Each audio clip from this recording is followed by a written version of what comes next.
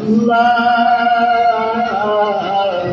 যেদিন কারবালার ওই 9 মুহররম রাতে বেলা ইমাম হোসেন রাতের অন্ধকারে কাফেলার 72 জনদেরকে ডাক দিয়ে এজিদ বাহিনী তো আমার সঙ্গে শত্রুতা পোষণ করছে, এজিদ বাহিনী তো আমার সঙ্গে তার শত্রুতা, আমার সঙ্গে তার যত সব ঝামেলা, তোমরা আমার সঙ্গে আইসো, তোমরা শহীদ হয়ে যাবা। আমি অনুমতি দিয়ে দিলাম, যে চলে যেতে চাও চলে যাও, চলে যাও, হুকুম দিয়ে দিলাম। সবাই এক বাক্যে বলল,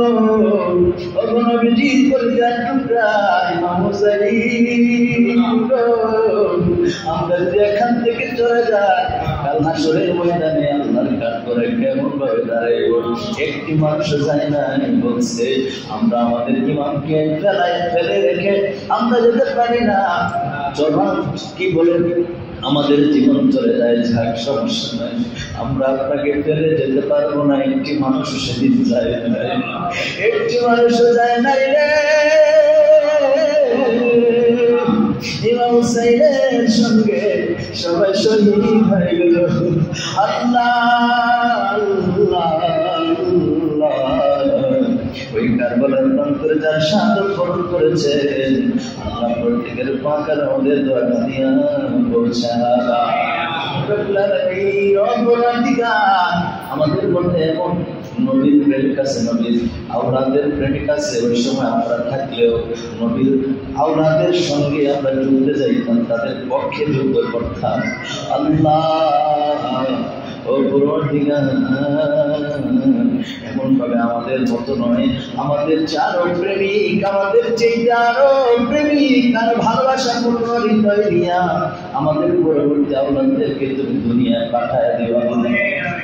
কিয়ামত পর্যন্ত আমাদের যত আওলাদ আসবে, আল্লাহ সমস্ত আওলাদের অন্তরে ইমাম হাসান এবং হুসাইন রাদিয়াল্লাহু তাআলা তোমার প্রেম ভালোবাসা দিয়া আল্লাহ তুমি ভরপুর করে দিও। আল্লাহ আমিন।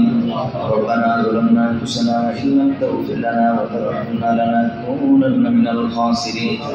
ربنا آتنا في الدنيا حسنة وفي الآخرة حسنة وقنا عذاب النار. رب ارحمهما كما ربياني صغيرا. رب ارحمهما كما ربياني صغيرا.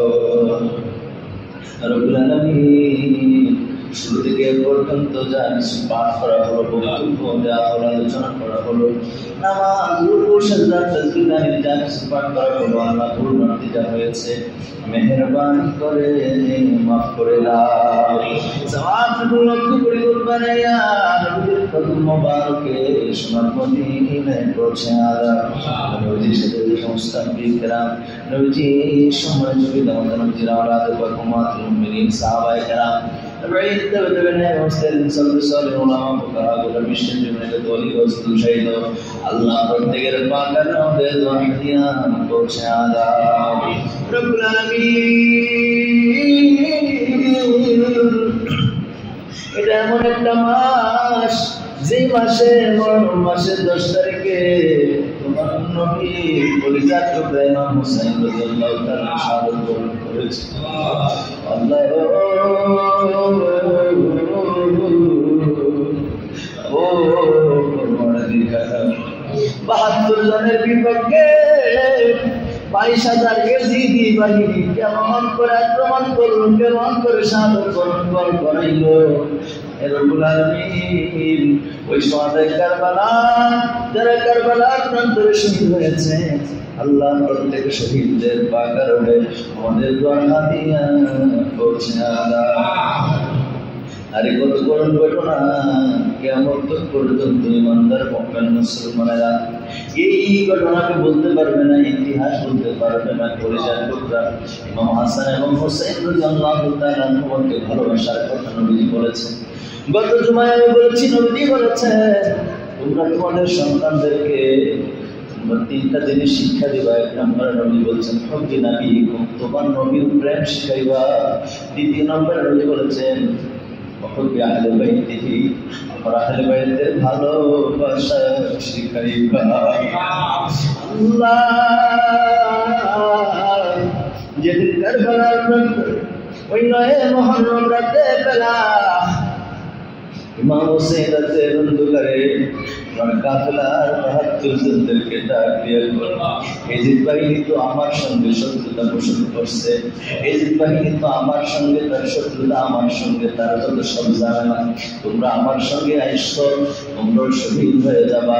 আমি অনুমতি দিয়ে দিলাম, যে চলে যেতে চাও চলে যাও, চলে যাও, হুকুম দিয়ে দিলাম। সবাই এক বাক্যে বলল,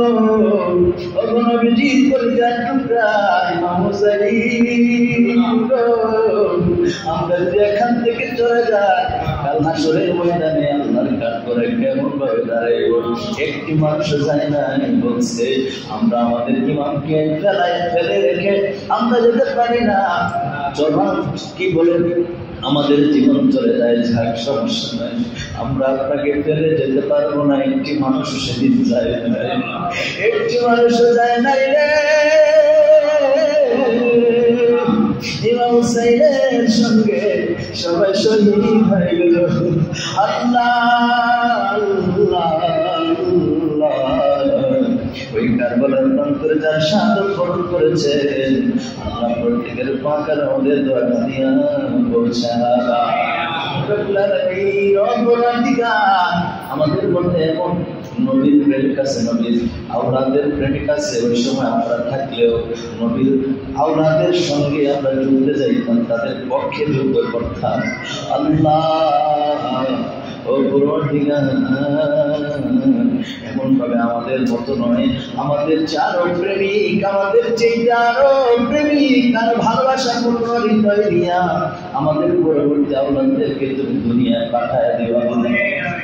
কিয়ামত পর্যন্ত আমাদের যত আওলাদ আসবে, আল্লাহ সমস্ত আওলাদের অন্তরে ইমাম হাসান এবং হুসাইন রাদিয়াল্লাহু তাআলা তোমার প্রেম ভালোবাসা দিয়া আল্লাহ তুমি ভরপুর করে দিও। আল্লাহ ইয়া রাব্বাল আলামিন, কি করে আল্লাহ আল্লাহ মজলিসের মধ্যে আমরা যারা হাত উঠাইছি, আল্লাহ সিদ্দিক ভাই ওমর ভাই হারাইছে, আর কত তোমার বান্দা সুবহান আল্লাহ হারায়া হাত তুলছে। আল্লাহ কলিজা টুকরা আপা আম্মা যাদের কবরে ঘুমায় গেছে, আল্লাহ তাদের কবরগুলো জান্নাতের টুকরা বানায়া দাও। রব্বুল আলামিন, জিন্দেগিতে তো অপরাধ আছে, মালিক মাফ চাই, মেহেরবানি করে মাফ করে দাও। আল্লাহ তাআলা কি করে আমাদের দাদা দাদি নানানি বড় বড় মন্ত্রী প্রতিষ্ঠিত করে মধ্যে করে ব্যবস্থা দিনের মধ্যে কত মানুষ আমাদেরকে ছোটবেলা কত আদর করেছে, মায়ের মানুষগুলো কে কোন জায়গায় ঘুমাইছে আমরা তো জানি না। আল্লাহ যারা কবরে ঘুমায় গেছে তাদের কবরগুলি জান্নাতের টুকরা বানায়া দাও। আল্লাহ তাআলা সিদ্দিক বিন আব্বাস জীবিত আছেন, একা তারাস করে দাও। আল্লাহ কি করে আমাদের মা বাবা যাদের জীবিত আছেন, একা তারাস করে দাও। রব্বুল আলামিন, আমার বন্ধু মাওলানা আব্দুল্লাহ হোসেন আল্লাহ ব্রাহ্মণপাড়া সাহেবাবাদ বাড়ি, আরে তার আব্বার অপারেশন হয়েছে, আমাদের কালকে ফোন দিয়ে কেঁদে ফেলেছে। আল্লাহ আমার এই ভাইটা আব্বারে তুমি পরিপূর্ণ শেফা দান করে দাও, আল্লাহ পরিপূর্ণ শেফা দান করে দাও। আরে আরো যারা অসুস্থ আছে আল্লাহ সকলকে তুমি শেফায়ে কুল্লিয়া নসিব করে দাও। আল্লাহ আমাদের জিন্দেগি ইমানি কোরআন সুন্নাহ মোতাবেক জীবন পরিচালনা করার তৌফিক দান করে দাও।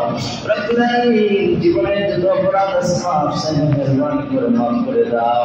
আল্লাহ যতদিন বাঁচবে ইমানে আমাদের থাকার তৌফিক দান করে দাও। দুষ্ট শয়তানি থেকে আমাদেরকে হেফাজত করো। আল্লাহ গোটা বিশ্বের মুসলমানদের প্রতি দয়া করো।